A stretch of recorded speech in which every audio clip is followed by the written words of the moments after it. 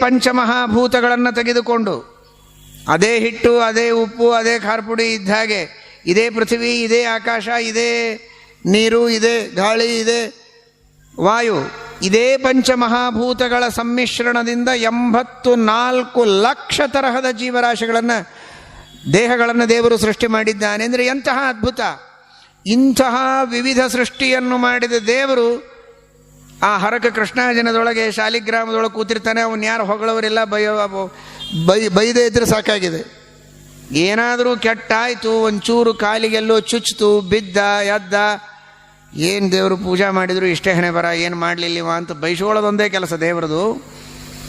ಇಂತಹ ಅದ್ಭುತ ಸೃಷ್ಟಿಯನ್ನು ಮಾಡಿದ ದೇವರ ಕೌಶಲವನ್ನು ತೇ ನಮಃ ಕೌಶಲಾಯ ಅಂತ ತಲೆಬಾಗಿ ಭಕ್ತಿಯಿಂದ ನಮಿಸಿದ್ದೆ ಎಂದು.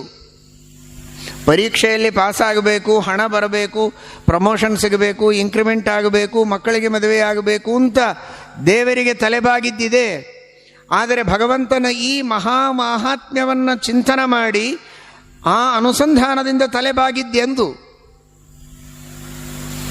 ಸೃಷ್ಟ್ವಾ ಪುರಾಣಿ ವಿವಿಧಾನಿ ಅಜಯ ಆತ್ಮಶಕ್ತಿಯ.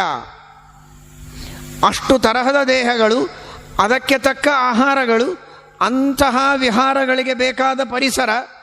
ಒಂದೊಂದು ಪ್ರಾಣಿಯ ಜೀವನ ಒಂದೊಂದು ರೀತಿ ಇದೆ. ಬರೀ 84 ಲಕ್ಷ ಸಾಲಾಗಿ ನಿಲ್ಲಿಸೋದಲ್ಲ, ಅದಕ್ಕೆ ತಕ್ಕ ಪರಿಸರ, ಅದಕ್ಕೆ ತಕ್ಕ ಆಹಾರ, ಅದಕ್ಕೆ ತಕ್ಕ ವಿಹಾರ, ಅದರ ಬಂಧು, ಅದರ ಬಳಗ, ಅದರ ಬೆಳವಣಿಗೆ, ಅದರ ಕರ್ಮ, ಅದಕ್ಕೆ ಫಲ.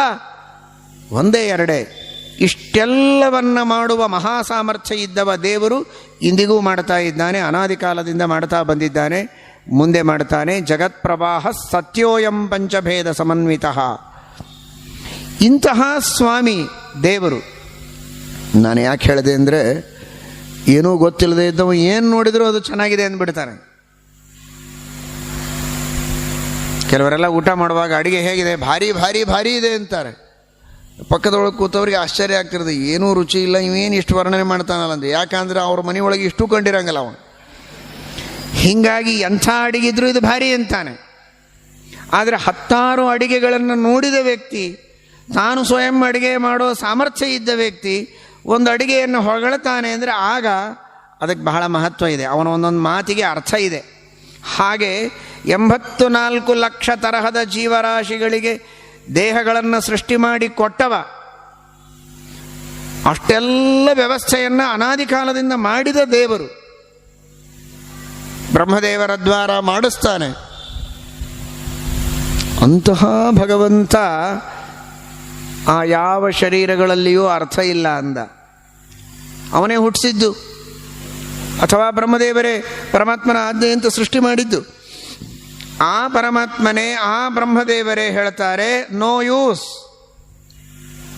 84 ಲಕ್ಷ ಏನಿದೆ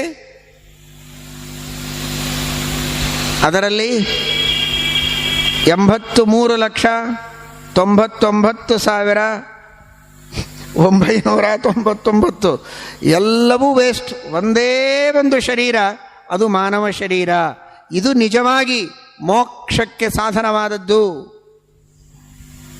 ಇದನ್ನು ಸರ್ಟಿಫಿಕೇಟ್ ಕೊಡೋದು ಅವನು, ನಾವಲ್ಲ.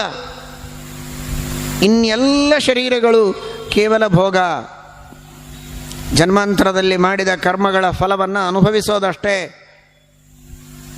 ಸಾಧನೆಯನ್ನು ಮಾಡೋದಕ್ಕೆ ಅವಕಾಶ ಇಲ್ಲ.